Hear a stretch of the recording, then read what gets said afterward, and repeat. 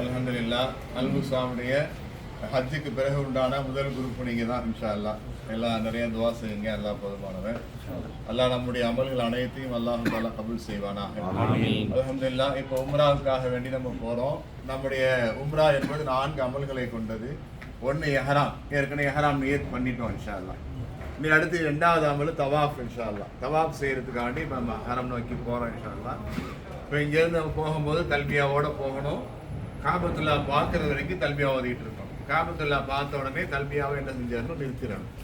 இப்போ அதே மாதிரி நம்ம இந்த தர்த்தீப்ல இன்ஷா அல்லாஹ் இங்கேருந்து போவோம். அங்கே போன பிறகு எல்லாம் இஷா தொழுதுட்டீங்களா? மகரிப் இஷா தொழுகாதவங்க அங்கே முன்னாடி தொழுதுக்கலாம். தொழுதுட்டு அப்புறம் உள்ளே போய்க்கலாம். அந்த பாத்ரூம் கிட்ட இடம் இருக்கும், அங்கே தொழுதுட்டு போய்க்கலாம் இன்ஷா. சரியா? அப்புறம் அங்கே இந்த இல்திபா செய்யணும், அதை போய் அங்கே பண்ணிக்கலாம். ரோட்லேயே எடுத்து பண்ணிக்கிட்டு இருக்க தேவையில்லை, அந்த இடத்துல பண்ணிட்டு நம்ம போய்க்கலாம். செப்பலை கலட்டி போடுறதே அங்கேயே போய் என்ன செய்யலாம், பண்ணிக்கலாம். இப்போ உம்ரா என்பது 4 அமல்களை கொண்டது. ஒன்று எஹ்ராம் பண்ணியாச்சு. 2வது தவாஃபு. தவாஃபுக்காண்டி இப்போ நம்ம கிளம்பி போகிறோம். தல்பியாவோட போகிறோம் இன்ஷா அல்லாஹ். காபத்துல்லா பார்க்க வரைக்கும் தல்பியா ஓதுறோம். இப்போ இங்கிருந்து போன உடனே காபத்துல்லாவை பார்த்து முதல்ல கேட்கிற துவாவை அல்லாஹ் தாலா என்ன செய்யலாம், உடனடியாக கபூல் செய்யலாம்.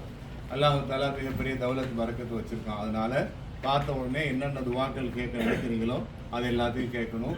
காபா பார்த்த உடனே பிஸ்மில்லா அல்லாஹ் அக்பர் இல்லாஹ் ஹம்துன்னு அல்லாஹ் தக்பீர் சொல்லி அல்லாஹ் புகழ்ந்துக்கறணும் இன்ஷா அல்லாஹ். அதுக்கப்புறம் நம்ம ஹம்து சலாத்துக்கு பிறகு எப்போதும் போல துவா செய்யணும். துவாலை எப்படி செய்யணும், யா அல்லாஹ் என் வாழ்நாள் முழுவதும் நான் கேட்கிற ஹலாலான துவாக்களை கபூல் செய்வாயாக அப்படின்னு சொல்லி நம்ம என்ன செய்யணும், அல்லாஹ்ட்ட கேட்கணும். இப்போ தவாஃபில் உள்ள போயிட்டோன்னு சொன்னால் ரைட் சைடில் கிரீன் கலர் லைட் எரியும், லெஃப்ட் சைடில் ஹஜர் அஸ்வத் இருக்கும். அங்கே தான் நம்மளுடைய தவாஃப் தொடங்கும் இன்ஷா அல்லாஹ். அப்போ அந்த தவாஃபு தொடங்கும் போது நம்ம கொஞ்சம் முன்னாடியே தவாஃப் நீர் சொல்லிடுவோம்.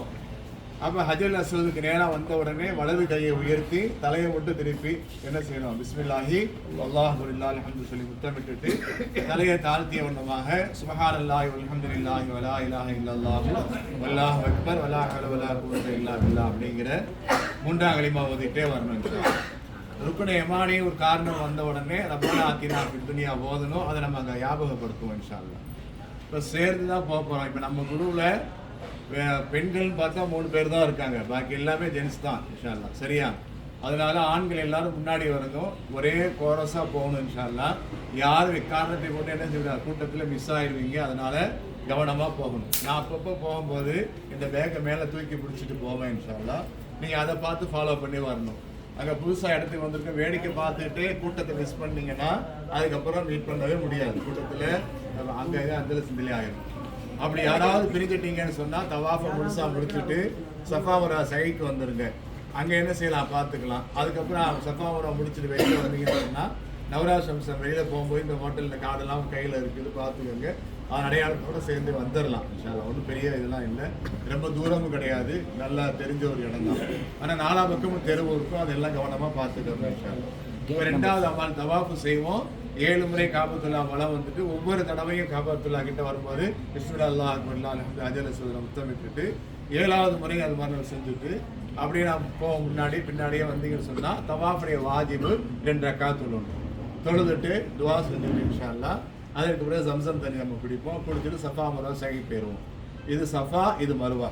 சஃபாவில் போய் கிபிலாவுக்கு நேராக நின்று சஃபாவுடைய சையுடைய நியத்து செஞ்ச பிறகு லா இலாஹ இல்லல்லாஹ் வஹ்தஹு லா ஷரீக லஹு லஹுல் முல்கு வ லஹுல் ஹம்து வஹுவ அலா குல்லி ஷைஇன் கதீர் 4ஆம் கலிமா ஓதிட்டே போகணும். கிரீன் லைட் வரும்போது என்ன செய்யணும், ஆண்கள் கொஞ்சம் ஓடணும், பெண்கள் அமைதியாக நடந்து வரணும் இன்ஷா அல்லாஹ். அதை கடந்த பிறகு திரும்பி 4ஆம் கலிமா ஓதிட்டே போகணும். இந்த கிரீன் லைட் வரும்போது நம்ம பெருநாளைக்கு வர தக்பீர் தான், லா இலாஹ இல்லல்லாஹ் அல்லாஹு அக்பர் அல்லாஹு அக்பர் வலில்லாஹில் ஹம்து ஓதிட்டே போக வேண்டியதான் இன்ஷா அல்லாஹ். சஃபாவிலேருந்து மருவா போகும்போது அது 1 ஆயிரும். அங்கேருந்து இங்கே வந்தால் 2, திரும்பி இங்கேருந்து அங்கே போனால் 3, இது 4, 5, 6, 7 என்ன செய்ய மருவாவில் முடிஞ்சிடும். மருவாவில் அதுக்கப்புறம் தொழுகையெல்லாம் கிடையாது. தவாஃபுக்கு பிறகு தான் தொழுகை உண்டு. அதுக்கப்புறம் நம்ம நேராக கிளம்பி வந்துடுவோம். நம்ம ஹோட்டல் கெய்த்தா மாதிரியே மொட்டை அடிக்கிறதுக்கு கடை இருக்குது. இங்கே வந்து நம்ம என்ன செய்யலாம், முடி வெட்டிக்கிடலாம். எல்லா இடத்துலையும் 10 ரியால் வாங்குவாங்க, இவர்கிட்ட 5 ரியால் இன்ஷா அல்லாஹ். நம்ம வந்து மொட்டை அடிச்சுக்கலாம். அதோட அமல் முடிஞ்சிடும். ஆண்கள் தேவைப்பட்டால் என்ன செய்யுங்க, குளிங்க. பெண்களுக்கு குளிப்பெல்லாம் கிடையாது, குளிக்க தேவையில்லை.